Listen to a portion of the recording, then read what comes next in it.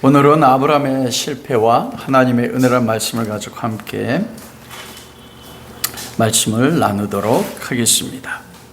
여러분의 삶에서 여러분의 삶을 뒤돌아보면 우리 젊은 청년들도 있는데 내 삶에 성공이 많습니까? 실패가 많습니까?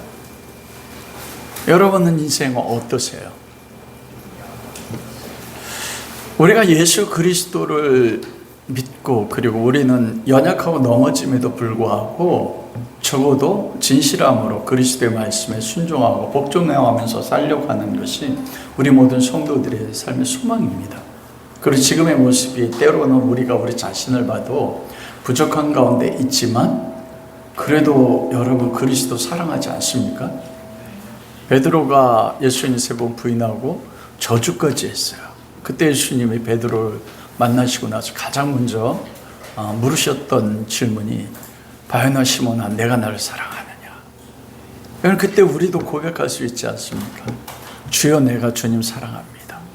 그런데 그 사랑의 고백은 뭐냐면 내가 다시 그 자리에 서면 넘어질 수밖에 없지만 그럼에도 사랑합니다. 사랑하잖아요. 그런데 우리 삶의 고통은 뭐냐면 그렇게 사랑함에도 불구하고 베드로가 실패한 것처럼 우리 삶에 실패할 수밖에 없는 너무나 많은 아브라함에겐 기근처럼 삶의 고난이 우리 가운데 찾아온다는 것이에요. 그게 왜 우리 가운데 아픔이 되냐면 우리가 신앙생활하는데 한 가지 오해하는 게 있습니다. 그것은 진실하고 주님을 사랑하고 주님의 말씀에 충성하면 삶의 기근이나 고난이나 환난이 생기지 않고 우리가 찬송 가운데서도 좋아하는 찬송 있잖아요. 뭐라고 해요? 만사형통 하리라. 주님을 섬기고 충성하면 모든 것이 만사형통 되리라.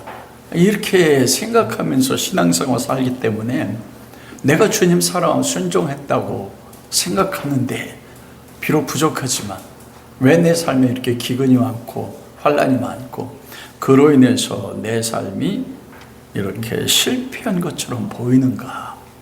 때로 그것 때문에 예수 그리스도 믿는 사람들이 신앙생활에 가장 큰 고통을 겪는 것입니다. 그래서 저의 삶을 봐도 그렇고 제가 목사 안수 받고 또 어릴 때부터 신앙생활을 하면서 예수 그리스도 믿는 사람들의 얼굴이 스데반의 얼굴처럼 천사의 얼굴같이 이렇게 웃는 분들, 항상 기쁨 있는 분들이 많지 않은 거예요.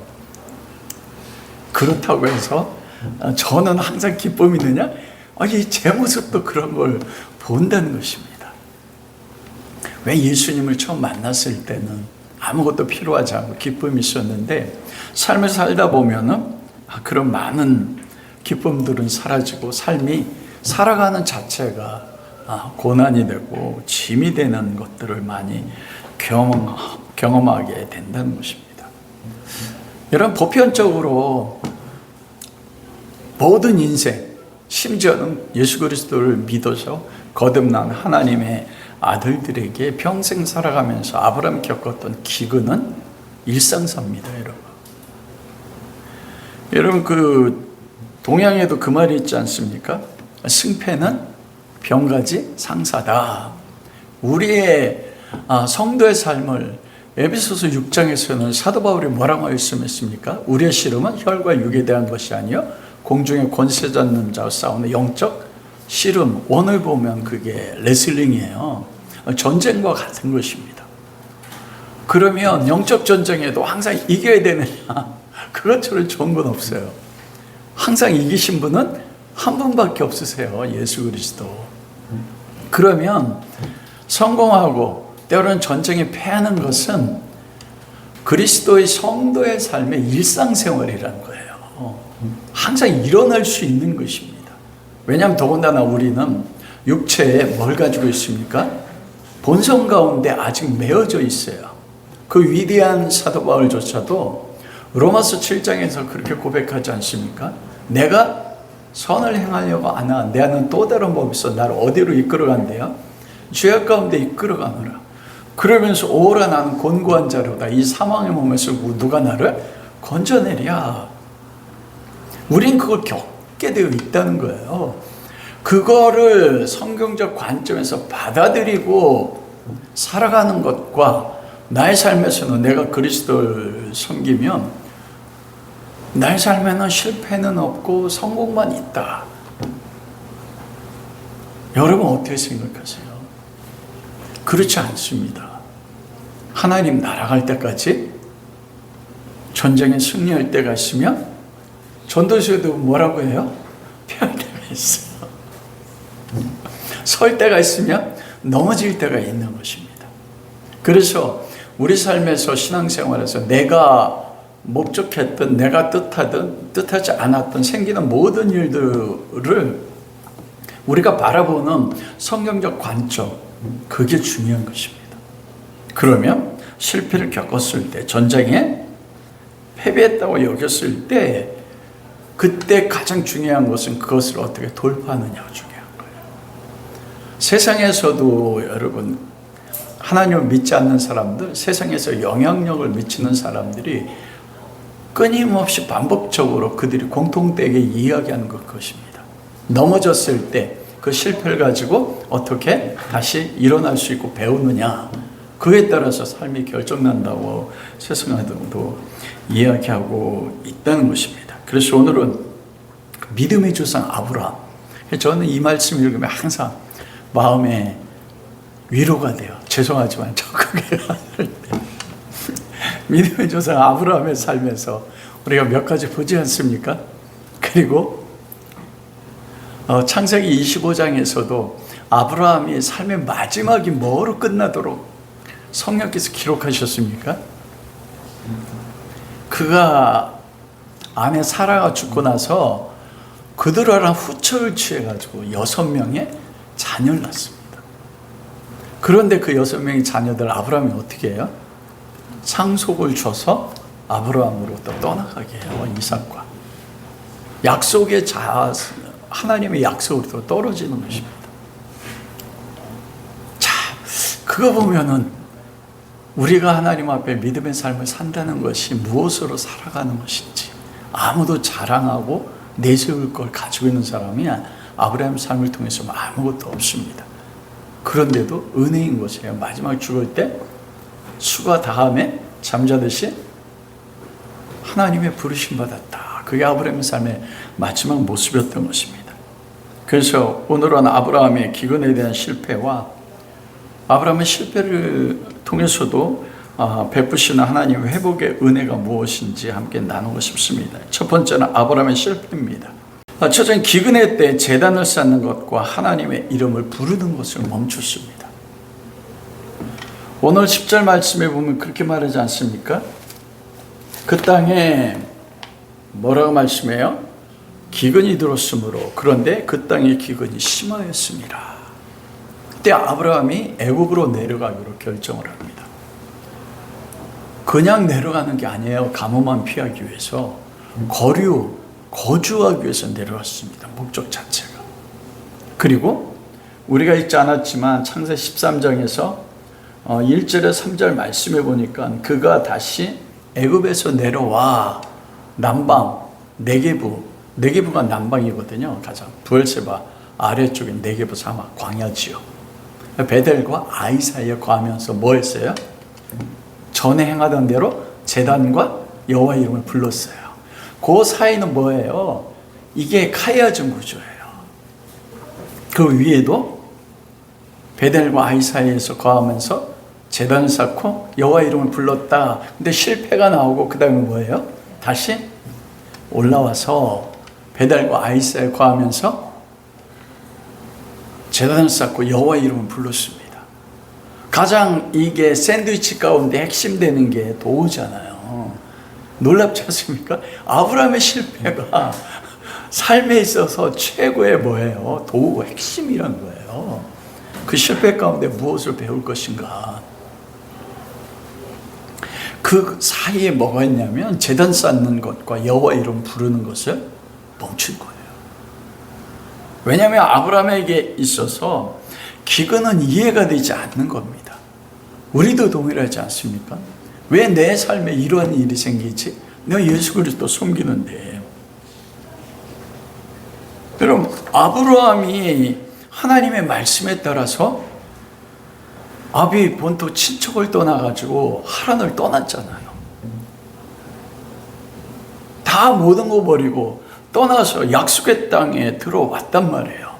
들어오고 나서 그 갈릴리 땅에서부터 그리고 세겜을 지나서 베델을 통해서 베델과 아이사에 거주하면서 제단과 여호와 이름을 부르고 남방까지 그 우상을 섬기는 그 이방인들 속에서 쫓겨난 것과 같습니다. 남방 땅, 네게부 땅은 거치는 땅이거든요. 그러면서까지 순종을 했는데 순종한 결과가 무엇입니까? 기근이 온 거예요. 하나님이 아브라함에 나타나셔 하신 축복은 무엇입니까? 너는 복이 될지라고 말씀했거든요. 내가 너에게 땅과 자손을 준다 말했어요. 그러면 표면적으로 이야기할 때 땅을 준다는 건 뭐예요? 그 땅만 줍니까? 그 땅에서 생기는 모든 풍요와 결실을 주신다는 거잖아요. 그래서 약속의 땅에 들어왔는데 쫓겨나지 않고 그들 가운데 거주하지 못하고 그러면서까지 순종했는데 기근은 이해하기 어려웠습니다. 너무나 당황스러운 거였어요. 왜냐하면 고대인들, 이 시대의 고대인들에게는 기근은 무엇을 상징하냐면 하나님의 저주와 하나님의 징계를 상징합니다. 그래서 우리가 성경에서도 보면 이스라엘 백성이 하나님의 말씀에서 벗어날 때마다 하나님 뭐를 징계했어요? 기근과 연병으로 징계했거든요. 그리고 더 나아가서는 그래도 불순종하며 다른 이방인 민족을 일으켜서 실제로 칼로 그들을 징계하셨단 것입니다. 아니, 하나님이 가라고 해서 모든 걸 버리고 순종해 왔는데, 그분의 인도하심을 쫓아왔는데 들어온 땅에 왔는데 웬 기근이냐 말이에요. 여러분 그 경험하지 않습니까? 하나님 뜻대로 살았는데 이 기근이 경제적인 기근만 말씀하는 게 아니지 않습니까? 인간관계의 기근도 와요.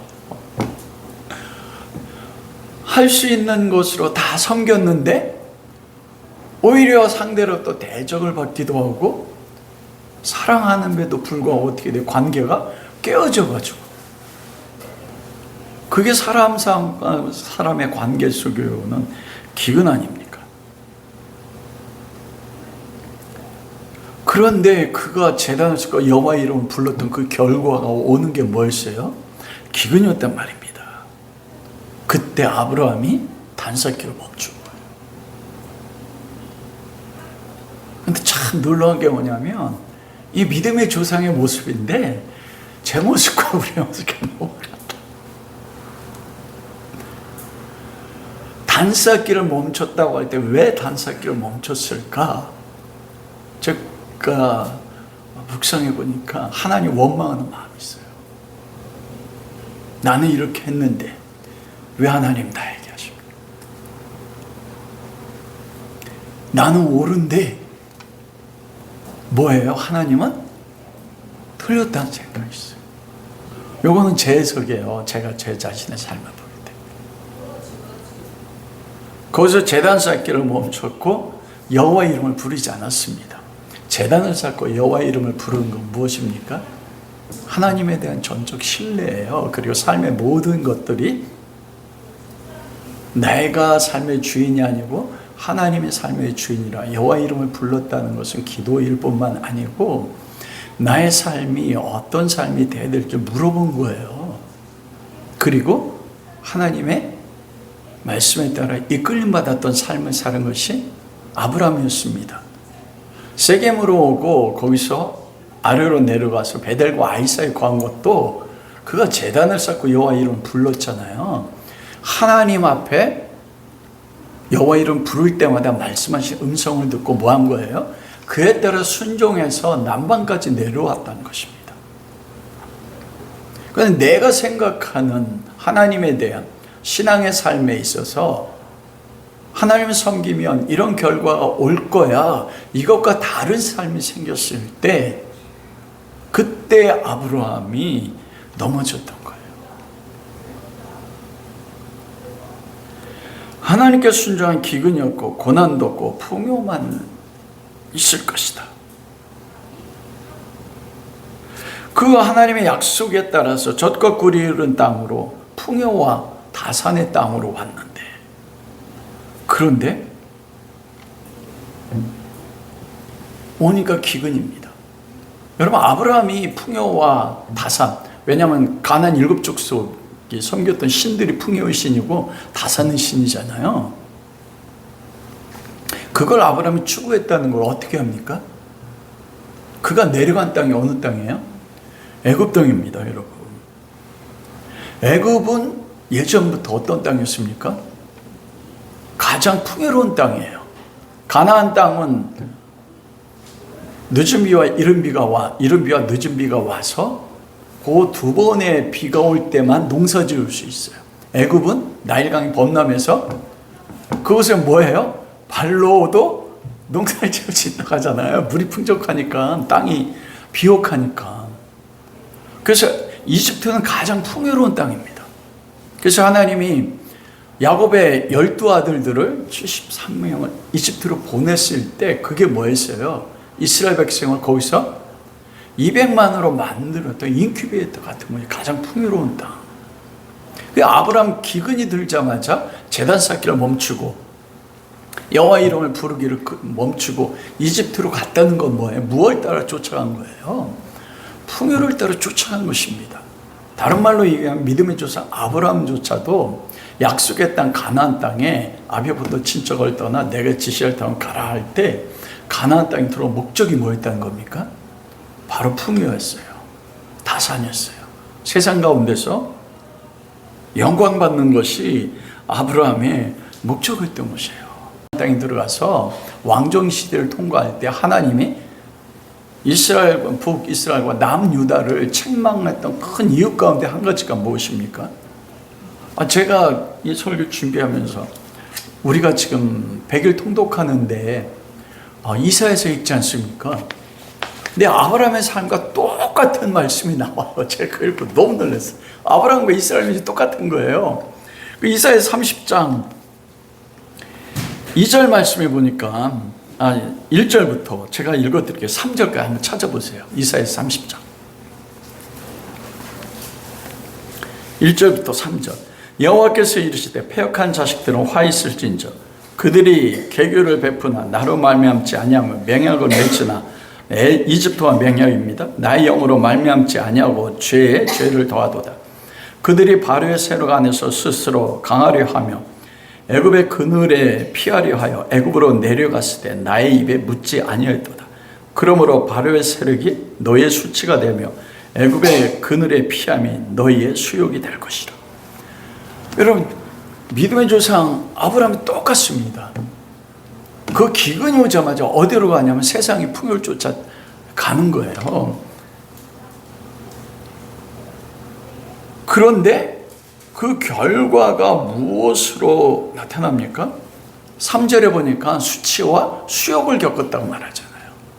아브라함이 이집트에 내려간 결과로 우리가 12장 18절에 19절 말씀을 보면 바로가 아브라함에게 뭐라고 얘기합니까? 네가 하나님의 사람이냐? 왜 네 아내를 누이라고 속여서 나로 범죄케 하냐? 그거잖아요. 네가 하나님 섬기는 거 맞아? 그러면서 자기가 준 많은 재물 있잖아요. 너 그거 가지고 가. 그거조차도.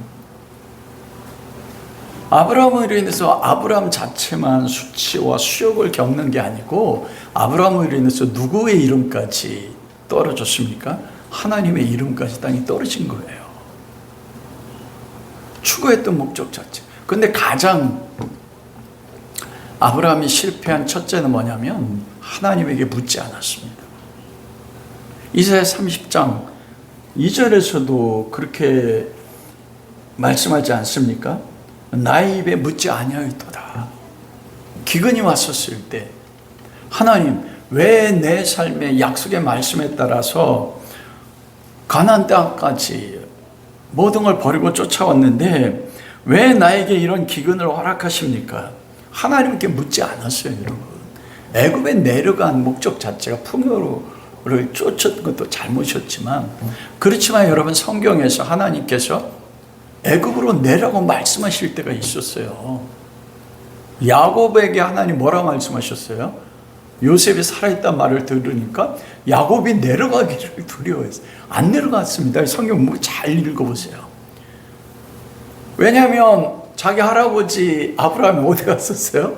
애굽 갔다가 수치를 겪었거든요. 근데 하나님 부에습에 나타나셔서 야곱아, 애굽 내려가기를 두려워하지 말라. 내가 너를 거기서 네 자손의 큰 민족을 이루게 하겠다 말씀했단 말이에요. 애굽 자체 내려갈 수 있어요, 여러분. 예수 그리스도도 그 베들레헴에 태어나시고 나서 헤롯 왕이 2살 이하의 모든 아이들 죽지 않습니까? 가브리엘 천사가 나타나셔서 요셉에게 뭐라고 해요? 그 아이를 데리고 어디로 가라고 해요? 애굽으로 가라고 하잖아요. 애굽 내려가는 자체가 잘못이 아닌 거예요. 그 내려갔던 목적 자체가, 아브라함은 그 세상의 풍요를 쫓아서, 그리고 더 중요한 건 뭐냐면 하나님에게 묻지 않고 하나님의 말씀에 따라 순종하지 않고 내려갔다는 것입니다. 즉 자기가 옳다고 여기는 대로 행한 거예요. 왜 하나님께서 우리를 사랑하시되 아들 예수 그리스도를 십자가에 못 박아 죽이시면서까지 사랑하셨는데, 왜 우리 삶에 충성하고 사랑함에도 불구하고 감당할 수 없는 가난을 주시는 거예요. 내가 지금까지 살았던 내 인생의 삶의 결과가 여러분과 그렇지 않습니까? 그래서 모든 소망 잃어버리고 하루하루 사는 게 뭐로 살아요? 소망도 없어.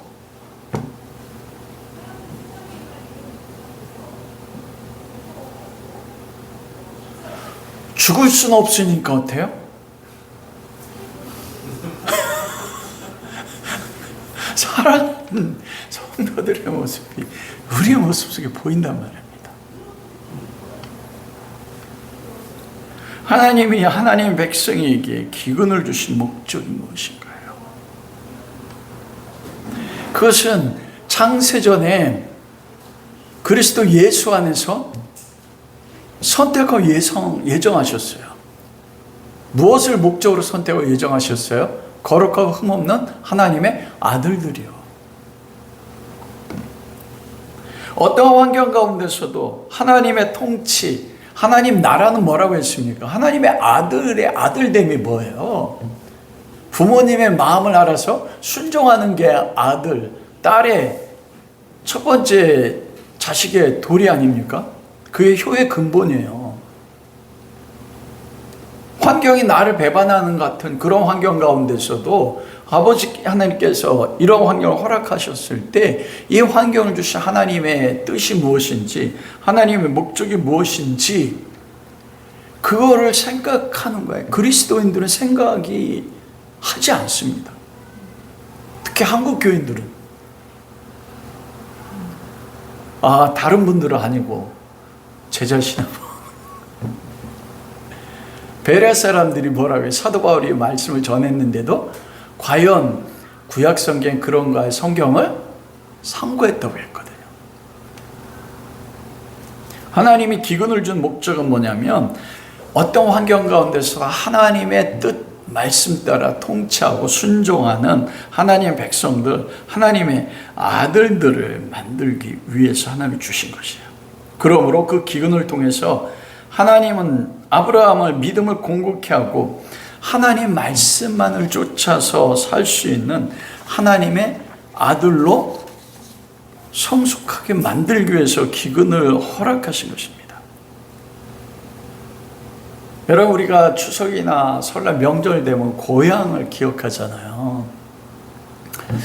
각 사람에 따라 다르겠지만 고향을 생각하면 마음이 어때요? 고향 땅에서 너무 고생한 사람은 고향 보기도 싫어하는 사람도 가끔 있더라고요. 근데 왜 명절을 맞이하면 그 대한민국의 모든 사람들이 그 힘든데도 내려가는데 몇 시간씩 걸리는데 고향을 가려고 합니까?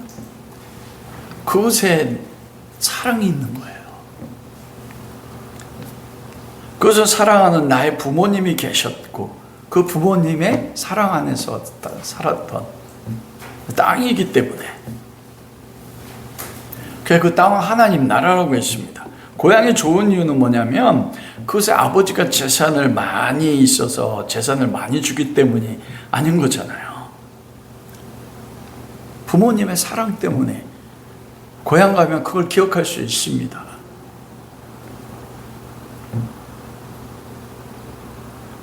그게 하나님이 우리를 향하신 하나님의 마음이랄 거예요. 아브라함은 그걸 몰랐습니다.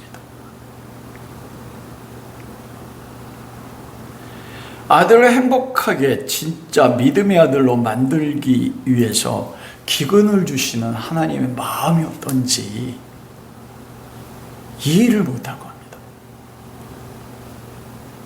그때 멈춰서 해야 될 게 무엇입니까? 하나님 앞에 묻는 겁니다. 하나님은 전능하세요. 전지하시고 아들을 사랑하면서까지 죽이시면서까지 우리를 사랑하신 하나님께서 아들과 함께 모든 걸 주시지 않겠느냐는 게 복음 안에서 예수 그리스도 통한 하나님의 약속입니다. 예수님께 멈추는 거예요. 그리고 하나님께 묻는 겁니다.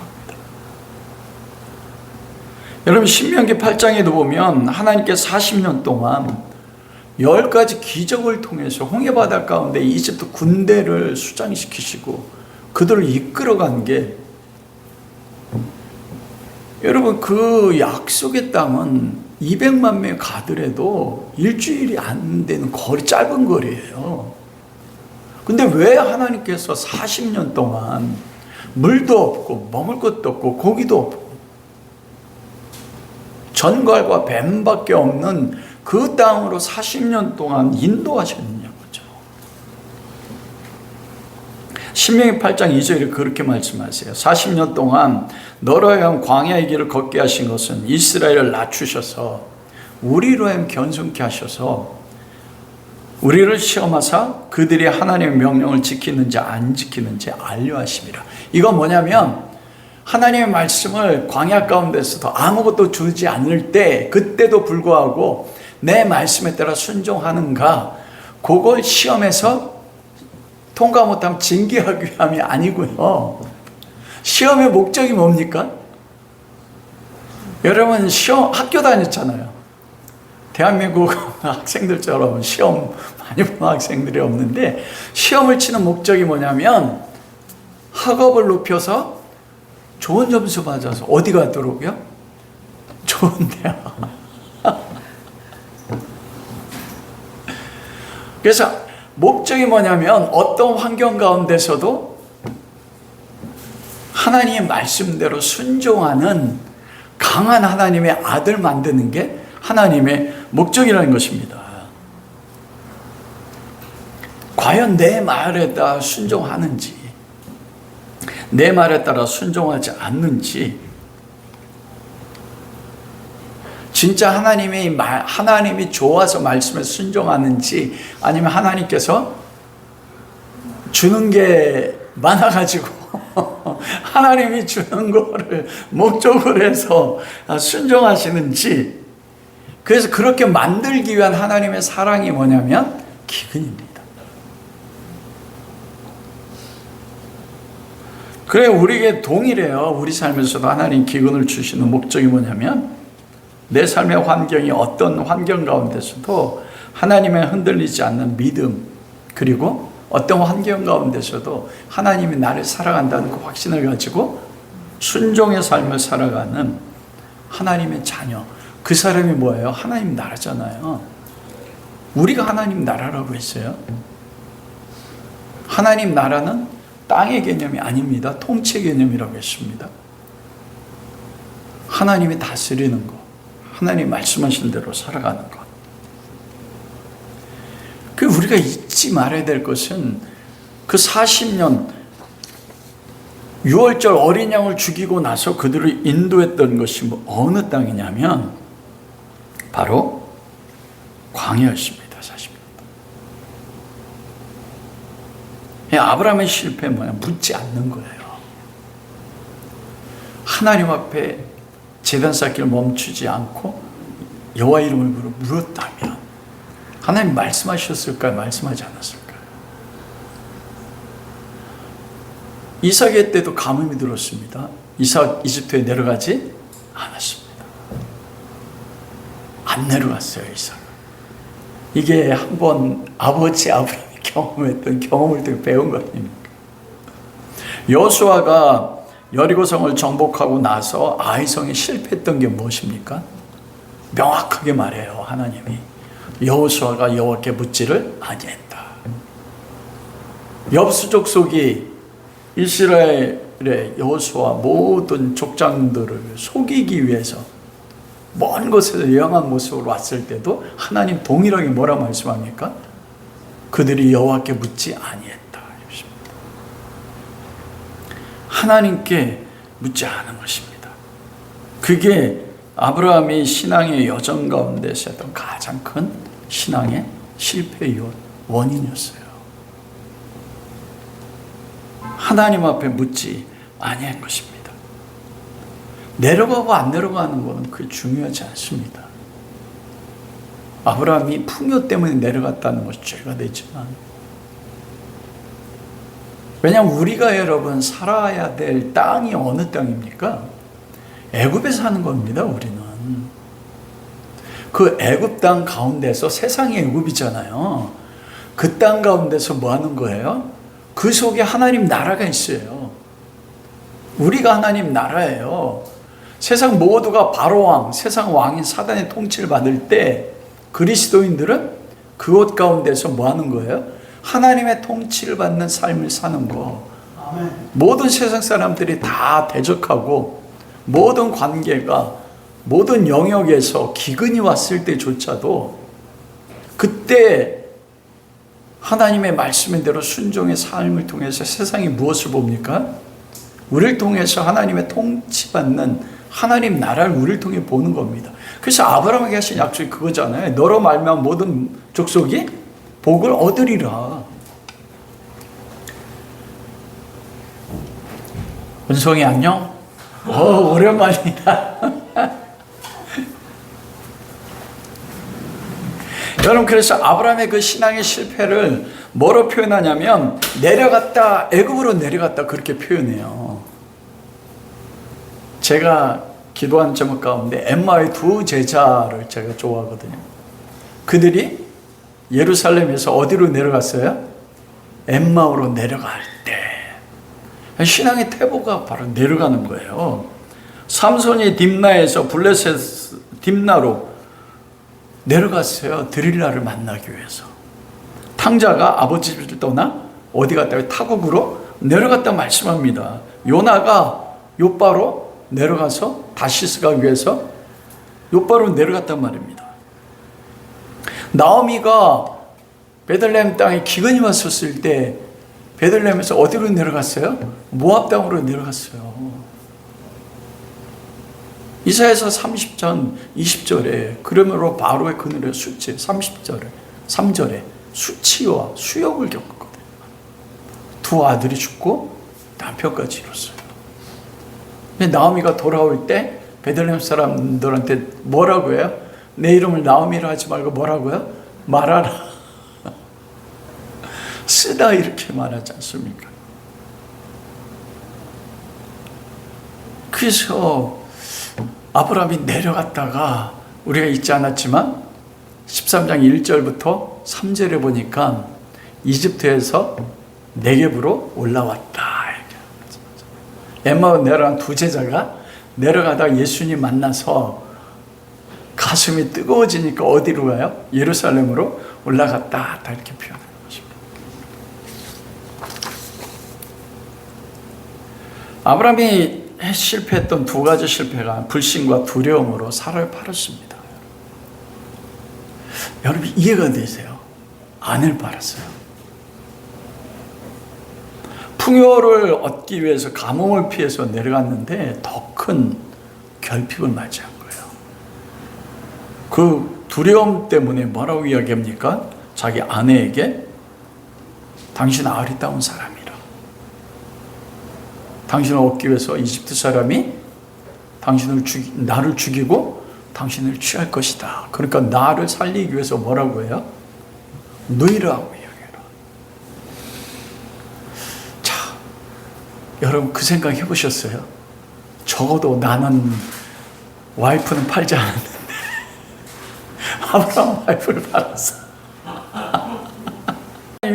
이런 것을 기록하는 거 보니까 아브라함이요 본래 하나님 앞에 인정받을 만한 부분이 없는 겁니다.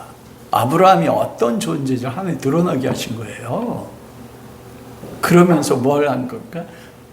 하나님의 은혜에 아브라함을 아브라함으로 바꾸시는 거.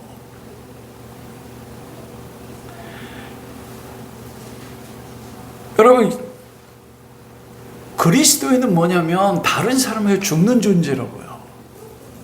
근데 아브라함은 뭐 했어요? 하나님 말씀을 떠나고 묻는 걸 끊자 어떻게 됩니까? 자기 살기 위해서 누굴 팔아요? 나의 유익을 위해서 가장 사랑하는 아내를 죽이는 겁니다. 자기 살기 위해서 아내에게 수치를 강요합니다. 성경학자들이 아브라함이 2번 아내를 파는데 한 번은 이때 사레일 때 팔고 바로왕에게, 두 번째는 사라 이름을 바꾸고 명년 이맘때 아들을 줄 것이라 약속했는데 그 1년 사이에 블레셋 아비멜렉 왕 앞에 팝니다. 근데 그때는 하나님이 나타나셔서 동침하지 않았다고 말씀해요. 죄짓지 않았다. 근데 바로 왕에게 팔려갔을 때는 많은 성경학자들이 이 사례가 바로 왕과 동침했을 거다 이 말을 해요. 해석을. 왜냐하면 아비멜렉 왕 앞에서 뒤집지 않게 하셨다고 했거든요.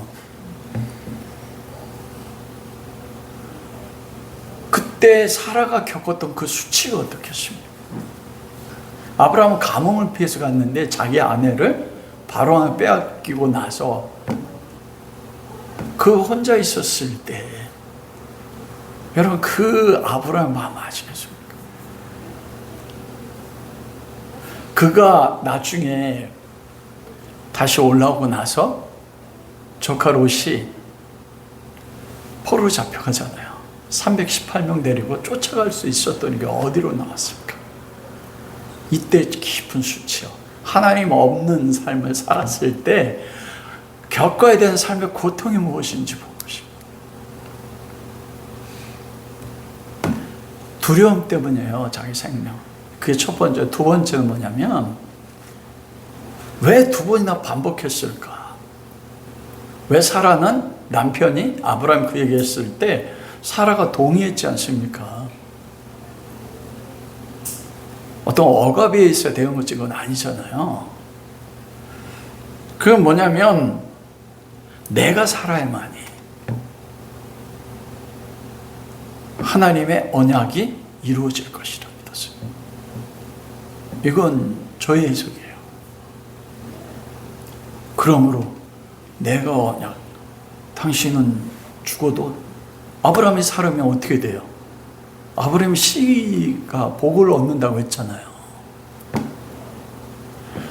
그게 사라가 동의했다는 게 어디에 나오는 줄 아십니까? 가나안 땅에 돌아오고 나서 자식이 없자 사라가 어떻게 했어요?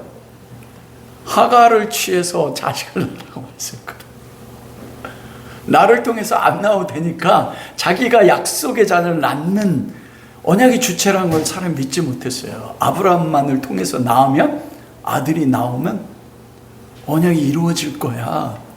그래서 아브라함이 하가를 취하자고 한 게 아니고 사라가 하가를 아브라함에 줘서 언약의 실을 얻으라고 한 거예요.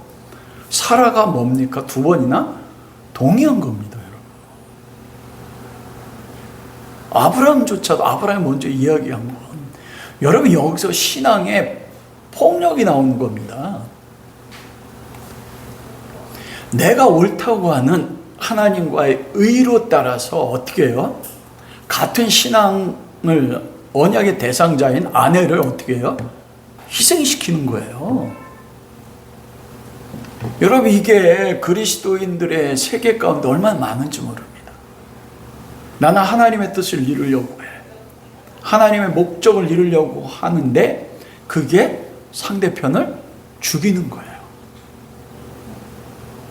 이게 부부관계에서도 나올 수 있고요. 교회 목회자와 성도 간에 나올 수 있어요. 그리고 신앙 공동체 안에 있는 부모가 자식에게도 행할 수 있습니다.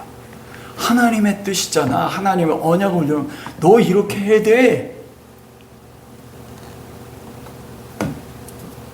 그 자식에게 그리스도의 복음을 물려주는, 신앙을 물려주는 게 쉽지가 않습니다. 나는 하나님의 뜻을 행한다고 하는데 사라는 죽었잖아요. 와, 사라가 그때 2번이나 그때 남편을 떠나 다른 남자의 품에 있었을 때 그 겪었던 그 고통은 얼마나 클까.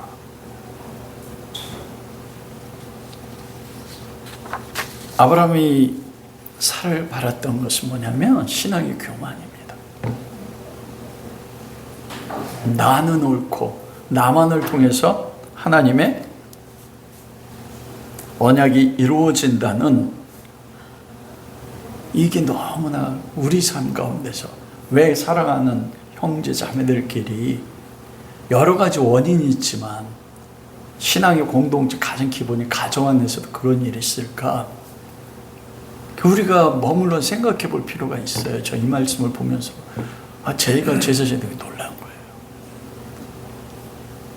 단순하게 목숨만 부지하기 위해서 팔았을까? 그러면 2번째 그 일은 일어나지 말았어야 돼요. 목숨이 두려워서도 했지만 내가 옳은 거예요. 나만이 하나님의 언약을 성취할 자예요. 그러니 당신은 아비멜렉 영화 가도 돼.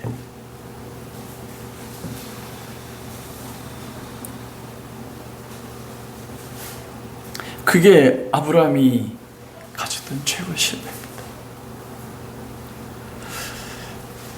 하나님의 은혜는 첫 번째로는 기근이 하나님의 은혜입니다, 여러분. 우린 기근이 하나님의 은혜라고 생각하지 않아요. 왜냐하면 어떤 것도 하나님이 허락하지 않으면 우리 삶에 내어지지 않습니다. 그것이 내가 잘못된 선택으로 죄악을 범해서 되어지는 것조차도 뭐예요? 하나님의 계획이에요. 그 계획이 뭡니까? 거룩하고 흠없는 하나님의 아들을 만들. 그래서 에베소서 1장 6절이 그러잖아요. 바울이 감옥에 갇혀 있는 게 하나님의 은혜의 영광이다. 자기를 하나님의 아들의 형상으로 만드시는. 그래서 그때 사도 바울은 아브라함과 달랐던 게 뭡니까? 그 감옥에서 하나님 찬양했어요. 자기가 가로막혀 감옥에 막혀 있고 인간관계 깨졌잖아요. 2번째 로마 감옥에 갇힐 때는 다 떠나갔지 않습니까? 거룩하고 흠없는 아들의 모습이 뭐냐고요. 하나님이 형통하게 할 때나 나를 통해 역사가 일어날 때나 어떤 역사가 일어나지 않을 때조차도 세상 사람들이 바울을 끝장났다고 여길 때조차도 그것이 나를 향한 하나님의 최고의 사랑이라는 믿음이에요. 여러분, 의인이 믿음으로 말미암아 산다. 믿음의 마지막은 뭐로 끝나요? 항상요? 사랑으로 끝나요. 그래서 고린도서 13장이 믿음, 소망, 사랑, 그 중에 제일은 사랑. 제일이라는 게 무슨 뜻이냐면 그 첫째가 아니고 거기로 사랑으로 종착된다, 귀결된다는 뜻입니다. 어떤 경우에서도 내 삶에 일어난 모든 것은 나를 향한 하나님의 최고의 사랑이라는 것. 그러면 내 삶의 환경이 어떤 곳에 와서도 뭐 할 수 있습니까? 그게 영광이에요. 나에게 주시는. 우리는 하나님의 영광하며 우리를 높이는 것은 영광이라고 여기지 않습니까? 그걸 하나님의 아브라함 평생 동안 교육하고 훈련시키세요. 여러분, 그럼 한번 적용해 보세요. 여러분 인생 가운데서 기근과 위협이 지금 닥치고 있습니까? 여러분 어떻게 반응하세요? 아브라함처럼 제단 쌓기와 하나님의 이름을 부르는 걸 멈추고 있습니까? 아니면 그게 은혜의 영광인 걸 알아서 하나님 앞에 찬양하고 있습니까? 두 번째 은혜는 재물을 주신 은혜입니다. 왜 재물이 은혜야? 저는 하나님을 충성되게 섬겼기 때문에 재물적 것으로의 은혜를 이야기하는 게 16절은 바로가 그로 말미암아 아브라함을 후대하니라. 그리고 13장 2절에 보면 뭐라고 하냐면 아브라함이 은과 금과 부유에서 뭐라고 해요? 가축과 은과 금이 풍부하였더라. 풍부했다고 표현된 처음이 13장 2절이에요. 은과 금, 가축, 종, 하갈도 이때 준 바로가 준 노예 종입니다. 이집트에서 올라왔어요. 뭐가 돼서 올라왔어요? 부자가 돼서 올라왔잖아요. 근데 그게 복이에요. 왜 복인 줄 아십니까? 재물이 복이 아니에요. 아브라함에게 있어서 그 재물은 뭐 어떤 대가를 얻은 거예요? 자기 아내를 판 대가로. 그럼 평생 그 노예를 볼 때마다, 종들을 볼 때마다 수많은 가축, 16절에 가축을 줬다고 했잖아요. 뭐 온갖 짐승, 은과 금이 풍부할 때마다 그거 볼 때마다 아브라함은 뭘 느낍니까? 수치예요.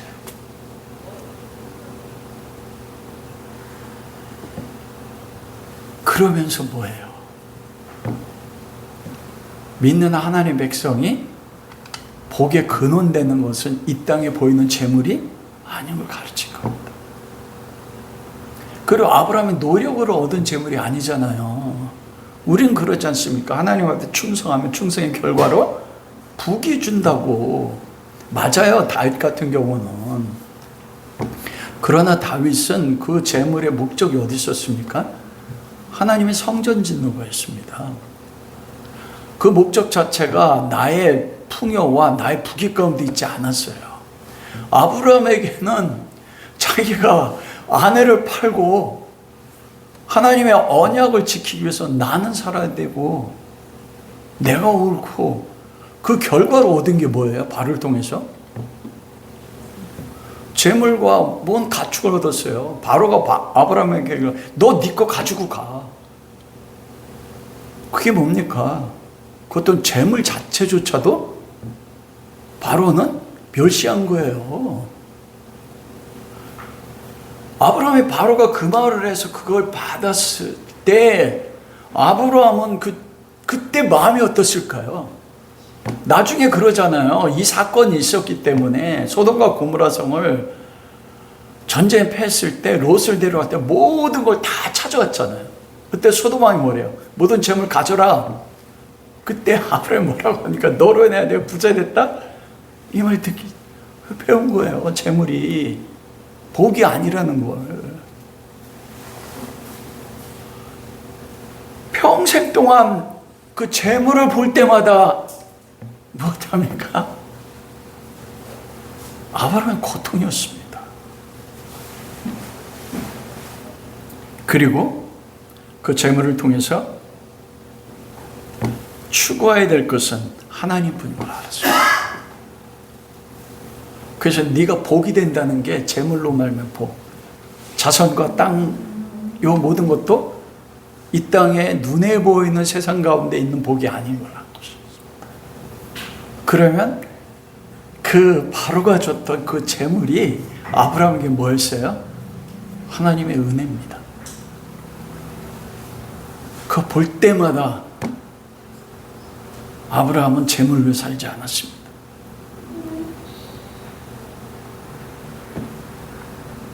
세 번째로는 바로를 징계하신 은혜입니다.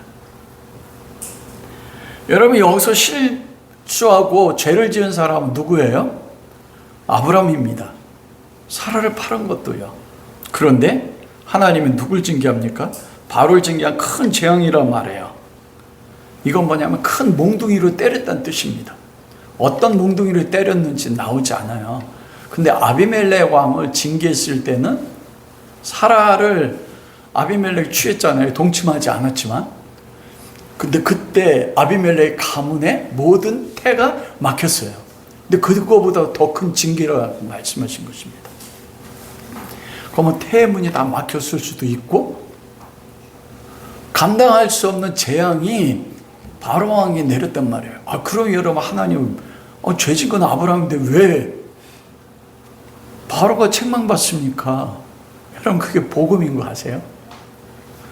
이 설교 들은 세상 사람들 저한테 돌 던질까? 하나님이 불의합니까? 아니요. 모든 사람은 아브라함에서 태어난 순간 뭐예요? 죄인입니다. 사형수입니다. 그 사형을 결정하시는 분이 누굽니까? 하나님이세요.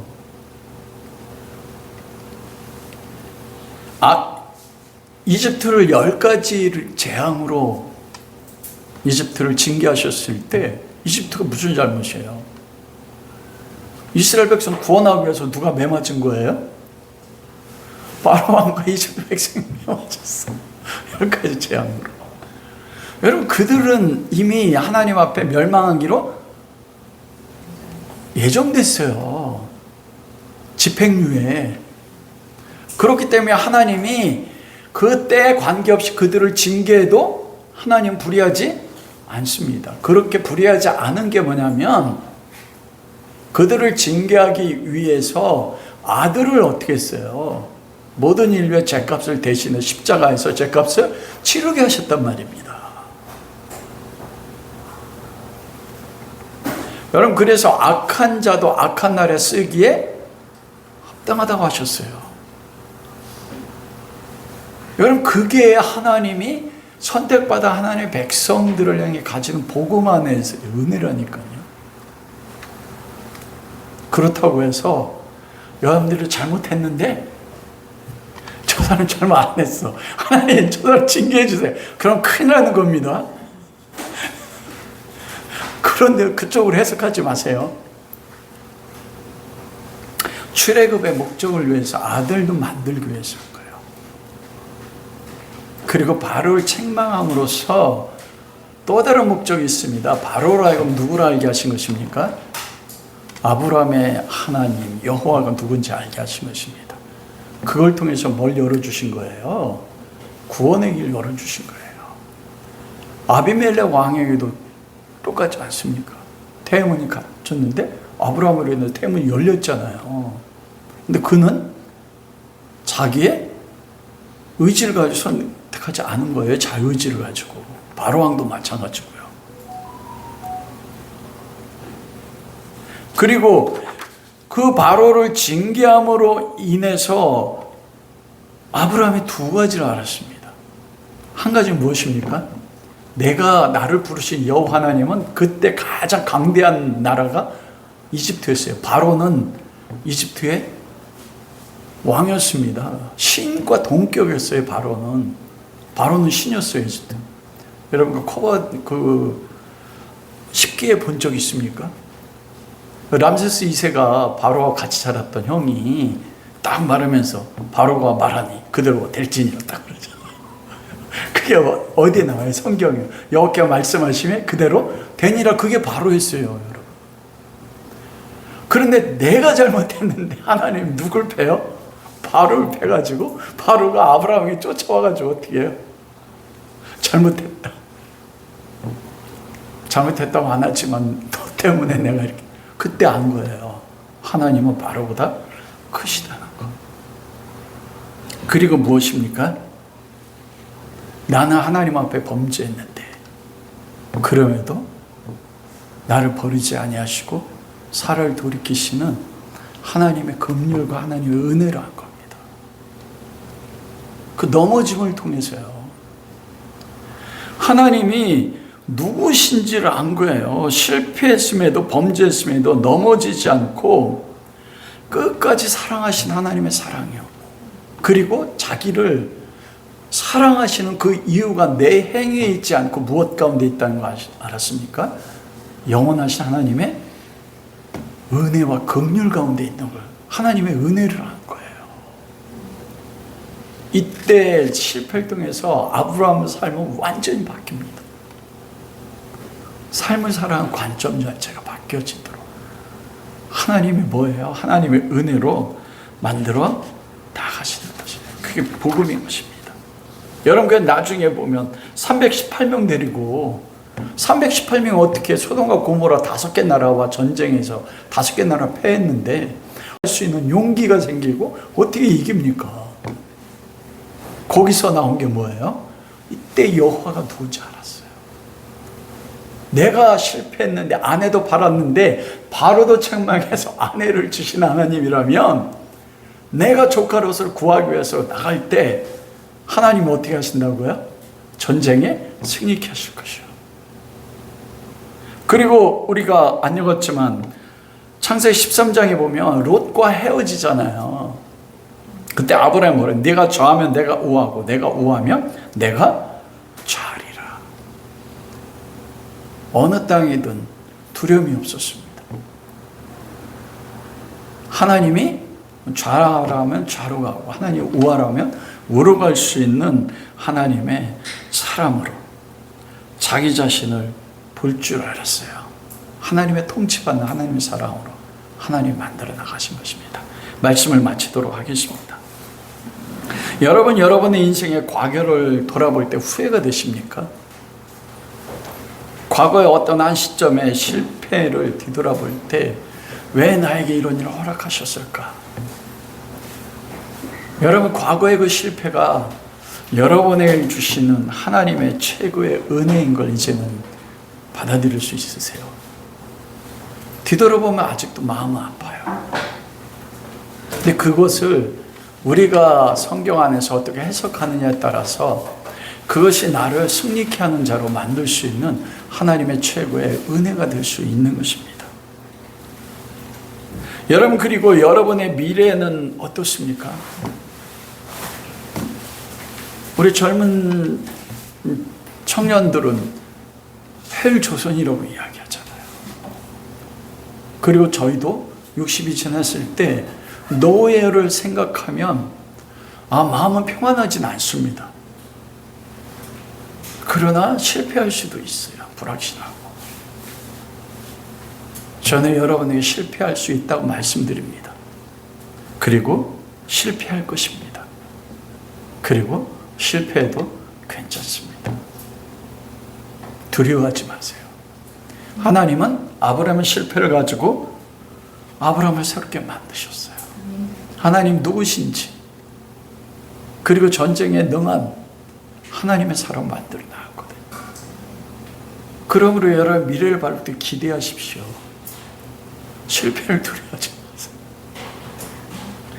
바로 여러분 앞길에 하나님께서 성숙한, 승리할 줄 아는 하나님의 자녀로 만드시는 하나님의 은혜가 여러분의 인생 앞길에 있는 것입니다.